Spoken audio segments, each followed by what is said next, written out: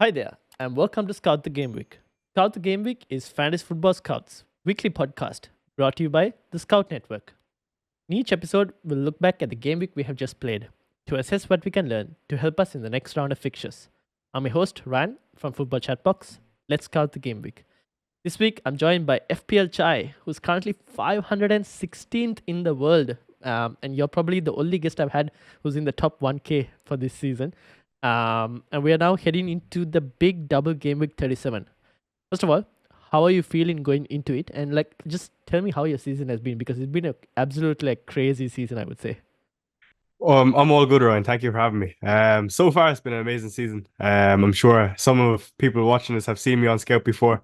We fell off a small bit since I was last on the channel, but that was just poor decision making, I suppose, on my own chip strategy. An early wild card, and then free at 34 went quite well, but because I got wild carded so early, I'm struggling a small bit, as we'll see.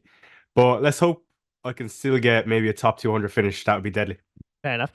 Do you have any chips left, or? I have my bench boost left, and I'm planning on using it this week. Okay, fair enough. Okay, so I have your team on my screen, just on the side, just to know your current team in terms of how it's going and what plans you have, because there are a few very interesting decisions as well, which I think a lot of other managers might also have in similar situations. So during the questions, it'll probably be answered in terms of how we're going. But before we actually get to the questions, one question just on your season. If there were any takeaway points from lessons learned, what would be your top three?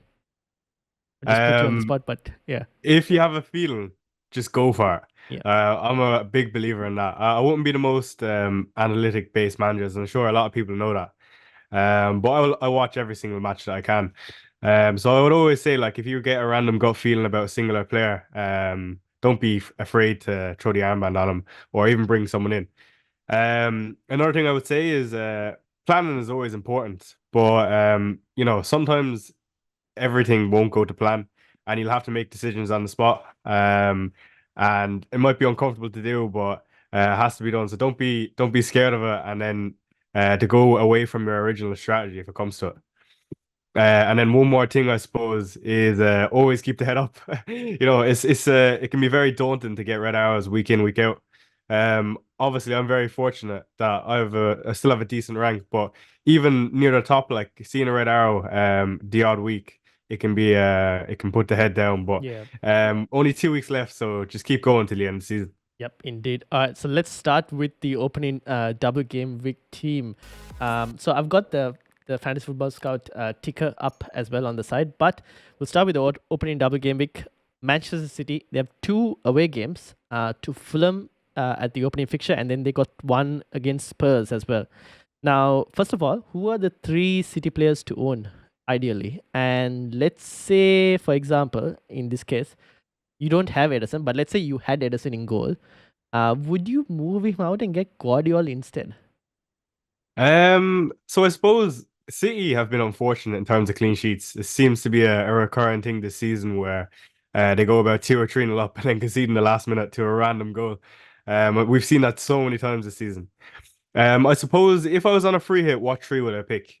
I would favor Foden, De Bruyne, and Haaland, just because we're coming towards the end of the season, and I think you can take a bit more risk. And in my opinion, those 3 can do the most damage if it works out for City, and especially going for the title, it would be perfect for me anyway. But in terms of if I had Ederson, would I move him on for a Guardiola? I don't think so. The only reason is I feel like you're not guaranteed Guardiola gets both games, whereas Ederson, I feel like you'd be more comfortable holding on to him, and I wouldn't mind having Ederson, to be honest. I just hold on to him. Fair enough. Cool. Yeah, I guess I agree with the 3 City players on the free hit, because at this point you might as well chase the upside, and Absolutely, yeah. there's a lot of upside with those 3 as well. Okay, so that's Manchester City. We'll move straight to Newcastle. Now, a home game against Brighton and an away game against Manchester United, which is, from an attacking point of view, probably 2 great fixtures. Now, we saw Wilson start in the last one alongside Isak, with Anthony Gordon playing in a 4-4-2 out on the left. Now, Wilson someone to consider as a third forward spot? Because a lot of people would have like Isak and Haaland double up. So you have Jackson as well. Um, Yeah. but for those who don't have Jackson, now I myself I went on Ollie Watkins on the wild card, and I regret that because I lost. I didn't go for Jackson. I lost about 20 points now. So I'm looking for like a third forward as well, and I think there are others who are also looking for a third forward spot. Would Callum Wilson be an option going forward for the last two game weeks? Yeah, I suppose we saw last season the Callum Wilson what happened. I think it was actually this game week last season. Yes. Yeah, I don't think he's a bad shout. We seen him actually play with Isaac, which was interesting. Regarding penalties, I know Isaac missed one Yeah. during the week, but I still think because he's chasing down the golden boot, he might still hold on to penalties, in my opinion, anyway. Um, Callum Wilson, though, is he better than a Nicholas Jackson? I don't know, man, because Forest and Brighton are really good fixtures, in my opinion, for Chelsea. And they've been playing really well. I think it's 3 wins on the bounce now. And they'll look to end the season strong, maybe getting some European places. So I think I still would lean towards a Jackson. But if your risk appetite is high, I have nothing against Callum Wilson. Fair enough. The only thing with Callum Wilson is like a lot of managers would have a Newcastle defensive spot there, which means you probably have to move like a Dan Burn to go and get a Wilson in. At which point I'm like wondering, is it even worth it to do that? Yeah. Because I suppose on paper, Newcastle defensively, those two fixtures are unreal. Like Brighton have barely looked at threat attacking wise, and United as well. I think this is one of the worst United teams we've Hmm, seen, maybe in my generation. You know what I mean? I would agree. Uh, Yes. yeah. I'm not sure. Are you a United fan? Yes, I am. Yeah. Unfortunately. So there you go. But yeah, I think in my opinion though, I can still see Newcastle conceding from both Brighton and United. I don't know why. Um, I feel like Newcastle are still a bit leaky. They're another team that concede the odd goal. But yeah. Fair enough. Okay. Um, the let's say for people who have Fabian Schär, he's probably out for the season. So is that like a straightforward move from Fabian Schär to Dan Burn, or would there be any other possible defensive players that we could look at? Let's say you already have like the Arsenal defenders, you have Guardiola, and you have a Spurs defender. Then where do you kind of go? I suppose the only other option is a Dan Burn Yeah. or a Dallo maybe. Other than that, like your options are fairly limited unless you want to go for a Pedro Porro, which I actually don't mind. Okay. Yeah, don't get me wrong, Spurs haven't been great at all offensively. But if we were to keep a clean sheet, I think the opportunity is Burnley at home. And you never know what a Porro could come up with. So maybe those are the two or three I'd go for. Fair enough. Since you brought up Spurs, is a nice, great like segue to the next one because we're going to Don't talk get me about started. Spurs. Now, two home games against Burnley and City. They aren't in the best of form recently. But like, which Spurs player would you want to have going into the double? Now, a lot of us probably have Porro and Son, like yourself as well. I've got Porro and Son as well. That third Spurs player, would you go for like a Richarlison in midfield, or would you go Vicario in goal, or even Romero as the other Spurs defender? Yeah, so Spurs have absolutely killed me since Wildcard 28. I myself am a Spurs fan, and my expectations were way too high. I'll be honest, and it was a mistake. Um, but Burnley at home, I suppose anything can happen for Hmm. Spurs, and even with the recent form, I'm expecting a big win just because I know Ange isn't happy with how we're playing, but it's a good opportunity to maybe take some points off someone, especially with City next. You'd want to hope that we get a result at home to Burnley. Who are the best three? In my opinion, with Richarlison back, I expect him to start against Burnley. Hmm. We saw his little cameo against Liverpool. He played really well. Next, I would have Son, of course. Who, I mean, if you're not going with Haaland captaincy, I'm sure we'll get onto that, but he might be your other captaincy show. And then next, it still would be Pedro Porro. Don't get me wrong, he's been Hmm. coming up with minus points recently. But I still think in terms of a defender or goalkeeper, if it's not Vicario, it would be Pedro Porro for me. Yeah, fair enough. So let's say because I'm looking at your team, you got Onana and Flecken, and you already have like a triple Chelsea. So are you with a bench boost? Are you looking to maybe move Flecken out? Yeah, so I think I will take a hit this week. It really depends on what happens with Bruno. Hmm. If Bruno's out, then I can go to Richarlison, which would actually be ideal. Yeah. But of course, I prefer if Bruno is fit, so it would save me a transfer. But yeah, Flecken away to Bournemouth, I think I will definitely get rid of him. And same with Zabanya. So I might hold on to Sergio Reguilon and then replace Zabanya with maybe a Burn. And then a Flecken, depending on what happens with Bruno, like I said, maybe with Vicario. Yeah, that's one Um, because if Richarlison, like if Bruno is out, the move to Richarlison is probably like the straightforward one, and then obviously Absolutely. then you go okay, then you can't get Vicario because you're on triple Spurs already, and then you're Yeah, looking for another goalkeeper where exactly. I guess there aren't that many options once you've already like got triple City, triple Chelsea, triple Who I would Spurs. love is a Nick Pope. I wish he was Yeah, back. okay, Like if I knew he was getting voted fixtures, he'd be the keeper. yep, fair enough. That's another thing with people who have Newcastle, like in Dubravka. Oh, I forgot to ask that. Those who have Dubravka, what do they do? I'll be panicking to be honest. Yeah. So well, I think I'd look to move him on. He might get one game, he might get both, he might get none. You know what I mean? You don't know. So I think I would move him on. Just to get someone with the security of 2 games. Yep, fair enough. Okay. All right. So then, in just another final thing with the Spurs defense. So you would rank Vicario slightly higher than Romero if you had like the option between picking either one, or Um, I would put Paro, Vicario, Romero okay, okay, for me. yep, fair enough. Why I don't know. Don't get me wrong, Romero's come up recently really well, and he does have some decent attacking threat. But I just feel like compared to the other keepers, Vicario is maybe better than Petrovic or Yeah, Onana, even though I have Onana. The thing for me though is like against City, he could come up with some points, and yep, I think there is a good chance that we get a clean sheet against Burnley. yeah, because that is probably the money fixture, right? That's where you're Yeah, expecting a clean sheet potentially. yeah, Yep, fair enough. All right, let's move over to Chelsea now. 2 away games. Jackson has suddenly learned how to find the back of the net as well. He has now reached. Has he now reached essential status as part of like a 3 Chelsea players to 1? It's very difficult for me to say essential because it's Nicholas Jackson at the end of the day. Not trying to throw shade, but don't get me wrong, he's been really good recently. But is he essential? I don't think so. I suppose the template is very strong right now, in my Mm, opinion. Everyone has a Isaac and a Haaland, and majority have a Jackson. My only issue with calling Jackson essential is there's not any other striker that I'd be yes. comfortable having other than Jackson. Like who do you have? You have maybe a Hoyland or a João Pedro, but even they're not great for their teams. Like Brighton haven't been performing well or United, so This is where the I don't Callum know. Wilson question came in. But Yeah, yeah, yeah, that's where Callum Wilson pops up. yeah. See, that's the thing, right? They're looking for their third striker, and most people already have triple Newcastle. So trying to get Callum Wilson unless you're on a free hit is not as easy. And then Exactly. Yeah. Jackson is the only one who's like out of Joe Pedro, Hoyland, and Jackson. Jackson's the only one who's like on form right now. He's very hard to go against. Yeah. Yeah, exactly.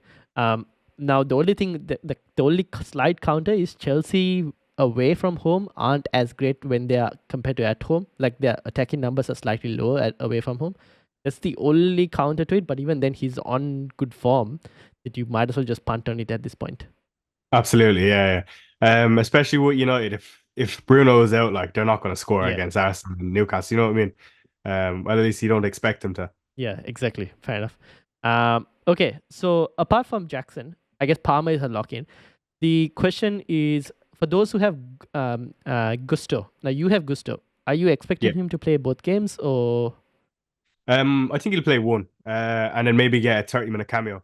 So about 100 minutes, which I actually don't mind. I've held on to him since game week 28, and at this point, I'll take what I can get. You know what I mean? Yeah, fair enough. So if let's say they had like a Chelsea option to go for, like in a defensive spot, um, would you double up on the Chelsea defense? Let's say you already own Petrovic. Would you go for like a Cucurella instead, or No, I don't think so. I think I'd prefer a Jackson or a Madueke if I okay, were to get triple and add one defender. okay, Madueke is definitely someone that's going underneath the radar. yeah, I know Gianni gave him as a shout, and he's turned up really well recently.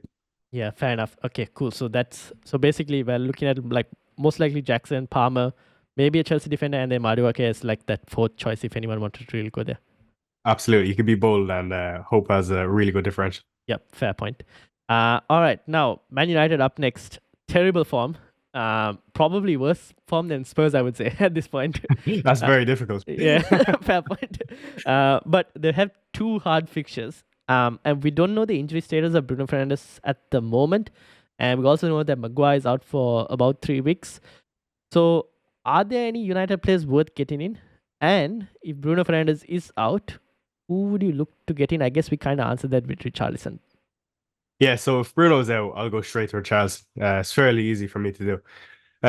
If Bruno's fit, I really do like Bruno for the double. I just feel like United are probably better in the bigger games. I know it don't make sense because they're Mm, not playing very well, but they get an extra adrenaline when it's a big game, you know what I mean? In terms of who else, maybe Onana. The thought process of Onana was that there's not many great keepers. mm, I suppose you have Petrovic. But with those two big fixtures, we can see that he comes up with a lot of saves. And if it wasn't for Onana, they'd be losing game 7-0. mm. Don't get me wrong, Onana was at fault for a penalty. But he was on for 11 pointer before that in the 85th minute. So yeah, the idea is if they do keep a clean sheet, he will be on for a haul for sure. Um, but yeah, other than that, I think the only other option is a Dallo. But would you go there instead of a Burn? I don't think so. So yeah, I don't think there's any other options for United unless you already have a Garnacho, which I'd hold on to. Yeah, fair enough.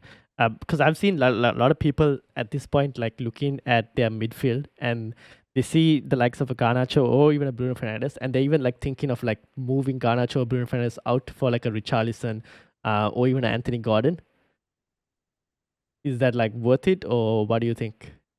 You see, what I'm thinking is, I'm trying to go against Anthony Gordon just to try Yeah, okay. create some variance. You know what I mean? We're coming to this part of the season where I just feel like I could take a risk by going without him. Yep. But yeah, he is the other option if you're not going Richarlison. I think, in terms of my team, I know a lot of people already have him. Yeah, fair enough. Richarlison is the most differential out of that lot. Oh, for sure, for Yep. sure. Yep.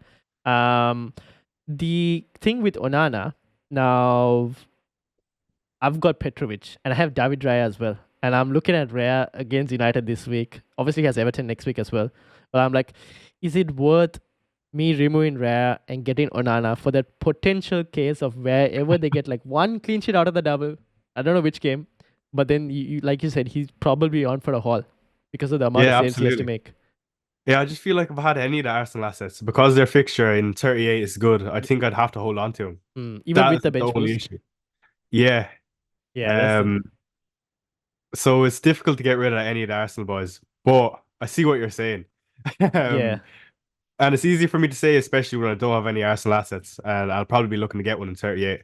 But yeah, it's not the worst shout. uh, but I feel like you just hold on to Ray in that situation. Yeah, fair enough. The only thing with Rhea is like I'm like you're probably looking at like a 6 pointer potentially for Rhea. Mac, I would say, yeah. Yeah, maybe he'll get one save point at best.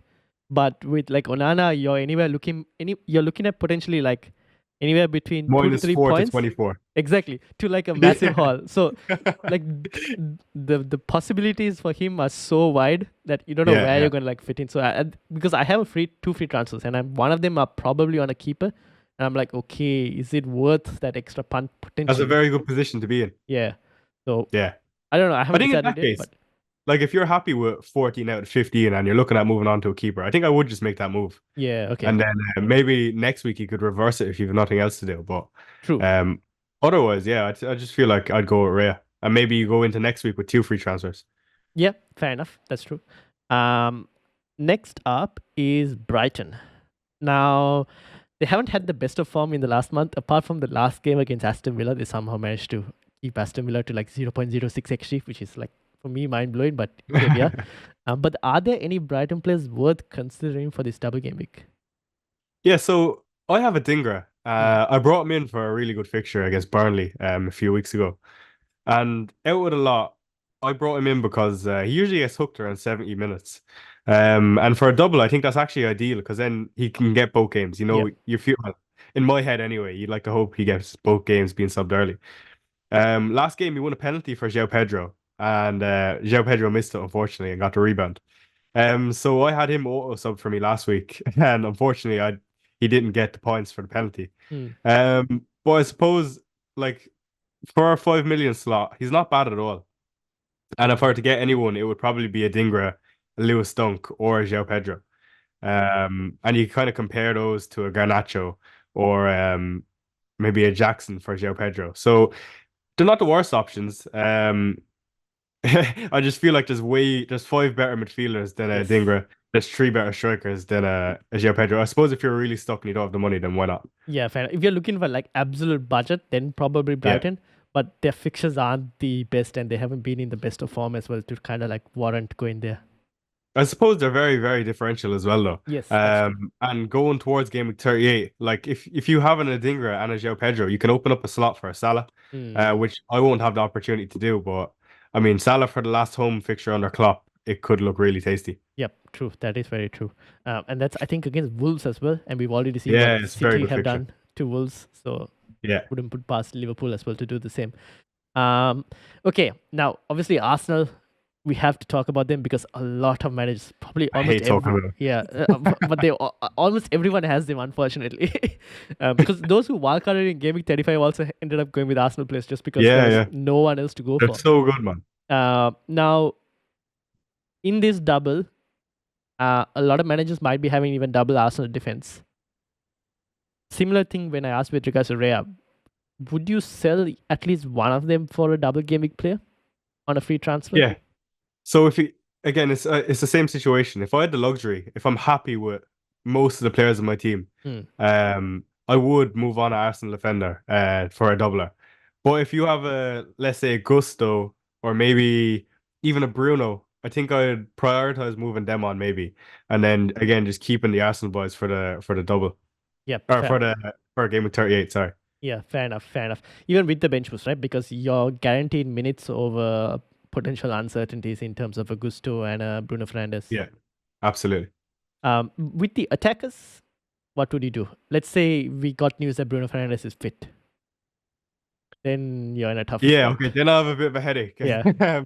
I think, but that's the best situation for my team. And I would just move on Zabanya and Flecken, and I Mm. probably would get a Vicario and probably a Burn, which is quite boring, but I don't know. I feel like I'm forced to go that direction. Fair enough. Okay.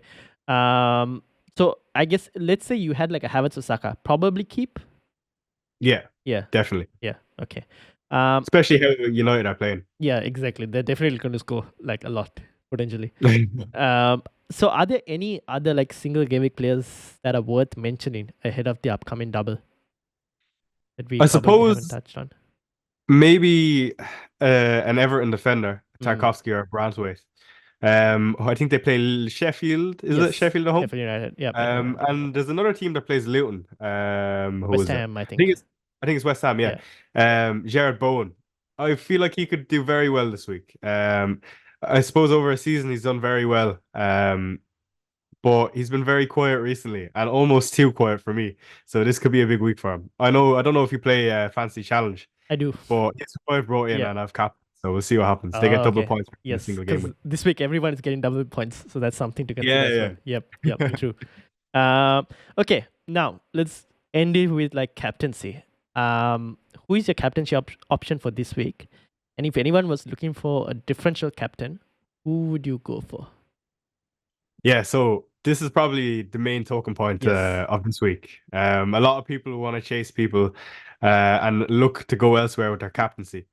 It's a shame that last week Haaland done so well, scoring I 4 know. goals. I got burnt by it. I feel like a lot of people would be going for spicier picks this week if he hadn't have done that. And now people are going to be shook to the bone to go anywhere else. But in my opinion, it's for good reason. Last week I was very much on the Haaland train. I just feel like with Haaland, he's very, very hungry because he's been out for so long. And he wants that golden boot. He doesn't just want it, he wants to make sure no one else is even near. Probably has done Um, that. yeah. So is it a week to go bold when Tottenham look terrible and Fulham have nothing to play for? I don't know. It's very, very difficult. 2 away games though. That's the thing. Yeah, yeah, and City are on for the title as well, so I just feel like it's very difficult. But I am a risky manager, and I'm even considering it myself. I'm happy with my rank, and I suppose, if you're going to go elsewhere, you have to just take it on the chin that you're either going to get burnt or it could work out really well. There's no in between here, I think. And the only other options would be for me a KDB or a Son. or Isaac. Mm. I'd be less with a Isaac because Callum Wilson, and you could see some early subs. And you have the two home fixtures for Son. You just have to hope he does very well against Burnley, and he always seems to do well against City. Maybe not this time around. I feel like Spurs are due a bad loss to City, especially with Arsenal on for the league as well. City are going to kill us, man, in my opinion. Spurs are usually City's like a boogie team is one Bogey way. team, yeah, Yeah, yeah, exactly. But I just feel like this time for the title, we're due a bad result. You know what I mean? I know. But this is the thing, right? Spurs fans are in a tough position where you don't want Arsenal to win the league, and you kind of No, hope. I'll Yeah, happily, I would happily lose to City. yeah, exactly. No problem at all. So like, because captaincy now, I went against Haaland this week, got burnt Oh, badly. yeah, yeah. Unfortunately, it's kind of like written off my top 100k hopes as well potentially. But and I also didn't have Jackson, so got double burnt basically this week, which was pretty bad. Um, Now, at the same time, I feel like this is the last double, probably one of the weeks to go against Haaland once more. Now, I don't know, I could get burnt by it, but the whole potential is also there if you go against and it works out for you. Because, like you said, people are going to be even more scared now after what he did against Wolves. The thing is, Sun is an option. I don't have KDB, so he's unfortunately not possible for me. But I've been thinking about Isak as well because Brighton not that great, and United are probably the worst defense in the league at this point. So I feel like there is whole potential. The only thing, like you mentioned, is the minutes problem. But if he does well on the first game against Brighton, and if he gets somewhat close to Haaland in terms of the Golden Boot race, then there is a case to be made for Isak in the second game against United. That's why. Yeah, I suppose you could say the same with Palmer as well. Yes. He's actually not a bad show, and I just don't know if I could go with him ahead of Haaland. But yeah, I see what you're saying with Isaac. The only thing is, like, I don't know if United are going to roll over to Newcastle. I feel like you never know what you're going to get with United. Like they could, like, I wouldn't be surprised if they kept a clean sheet at the same time. You know what I mean? And I know it sounds crazy with how bad they've been playing, but they're so weird, man. They just come up at random times when they want to perform. And I feel like come towards the end of the season, Ten Hag will want to try keep his job, and they might be a bit better, maybe not much better, but you know what I mean? True, but then without any defenders, with Maguire also injured Yeah, at it's this very point. difficult. Yeah, exactly. So at this point, I'm like, see, this is why I'm like thinking about getting Onana just for that potential, but also at the same Yeah, time, I'm like, they're probably going to get slapped by Newcastle based on the form that Newcastle are on. Um, yeah, so I don't know. It's a question to be asked, but like, yeah, there is the potential for a differential captain, but there's also the potential for getting smacked by Haaland again. absolutely, yeah. Um, yeah. Tough one. It's unfortunate that Haaland got two penalties, Yeah, and this is 1 week you went against him. yeah, fair enough. But I suppose so. Like, what do you think of a De Bruyne? So I don't have KDB, but if Yeah, I no, but had, in terms I of if you had him, yeah. I wouldn't mind. But then in that question, would you prefer KDB or would you prefer Foden? Yeah, so the only reason I went with KDB, to be honest, is because he's less owned. I had Okay. the option of Foden or KDB, and because we went without Salah, Yeah. I really didn't need the funds for much else. So I said, like, on paper, don't get me wrong, Foden has been better this season, Yeah. but I think you prefer to have De Bruyne if you could get there. Yeah. Fair Uh, enough. so if I were to captain either of them, let's just say De Bruyne got, you're hoping that he gets equal minutes. Yeah. If they both got the same minutes, it would be De Bruyne for me. Yeah. Fair enough. Because the extra point for the goal and then if he gets an assist also from someone else, Yeah, clean sheet. If they exactly. keep Yeah. one, he gets another extra point there as well. It does Mm. stack up. Yes, that's true. Um, if I had him, I might have considered him. Because he's very well capable of like doing a whole. I think was it last season, game week 36 or 36 probably, where he Yeah, it's a went. 70 something Yeah, pointer. exactly. So he's very well capable of it. But we'll have to wait and see. I don't know. For anyone who has on a free hit, it's not a bad punt. Yeah, so like, do you still have my team up? Yes, I have. If you're on free hit, how many different players would you have from my team? So just gonna read your team for everyone who's listening because I don't have it on the screen on the Okay. video, but I have it on my monitor. So you got Onana in goal with Guardiola, Region, Pedro Porro, Palmer, Bruno, Son, KDB, Haaland, Isak, and Jackson. I won't touch the bench because it won't like affect the free hit technique too much. But like from your starting 11, I think the difference what I would have is I probably might try the Wilson punt ahead of Jackson potentially On as a free hit, different on a free hit as a differential. And I think I would go with the triple city attack of Yeah, I like Foden, that. KDB, and Haaland. Which means I won't have Bruno Fernandes. And then obviously you'll have Son, Palmer as like kind of need to have because based on the EO and everything. Yeah. Don't want to go too crazy as well at the same time. If you didn't get if you didn't get like a Callum Wilson or Jackson, I guess you could go a 3-5-2 with Richarlison in that midfield. I like that. Yeah. Yeah. So those Yeah. are it's like a Wilson or Richarlison. And obviously I would go triple city attack with KDB, Foden, and Haaland. Then the defense is a bit more. You have to like you'll have Pedro Porro. You won't be able to get Guardiola because you can't three city attack. So you'll get like maybe a Newcastle defender. Yeah. And I probably will get a Chelsea defender because I have a feeling that Chelsea. I wouldn't be surprised if Chelsea kept 2 clean sheets. Really?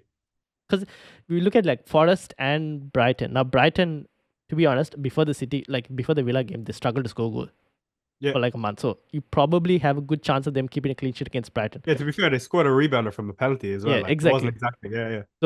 So it's that Forest game where Forest kind of need to win because of relegation. That's the one tricky fixture, which is where they could like Chelsea could concede. But I won't be surprised if they did keep a clean sheet, to be honest. Because they kept a clean sheet against West Ham as well. And while West Ham have been really bad, I did expect West Ham to kind of score at least one. Yeah. That's the thing. It's a possibility, but yeah, I wouldn't be surprised if it did happen. That's the thing. Yeah, I think if I was on free hit, I'd have Dallo, to be honest. I don't know why. I just feel I'm like expecting us to get pummeled, so I'm like, yeah. Yeah, exactly. I just like I go for a little risk. Why not? Like you go into it, have zero expectations. But I feel like he's the type of player that comes up with a random goal. Yeah, Again, or 2 even like so a you never know. random assist just to the sideways, Yeah, and then you someone know what I gets mean? up. Like Yeah, it could happen, Yeah. and I just feel like compared to some of the other defenders, why not? Like yeah, fair enough. That's the thing. So I would have one Chelsea defender, whether that's the goalkeeper or a defender, and then you can go for Dalot, or you could even go for Onana on the free hit in goal, and then have like a Gustos or Cucurella, one of them. Yeah. This thing. Cool. All right, so that's basically all I've got. Captaincy, I guess we'll have to wait and see how everything goes. Press conferences, Bruno Fernandes news as well. We don't know what will happen with regards to injuries. So thank you for your time today, Dylan. Do you have anything to plug? I suppose if you want to give me a follow on Twitter, chai_FPL, or if you want to follow me on YouTube, I do a weekly deadline stream, which is FPL_chai, I think it is, or FPL chai. So it'd be much appreciated if you want to come check me out. Otherwise, thank you for having me on, Ryan. I appreciate it. No worries. I'll look to probably get you on next season as well sometime. Cool. Yeah, that's a good show. Awesome. And you can also find me, Football Chatbox, on YouTube, where I do weekly videos and deadline streams as well. So that's it for this week's Scout the Game Week. I'll be back during Game Week 37 and looking ahead to the final Game Week 38. Green Aerosol.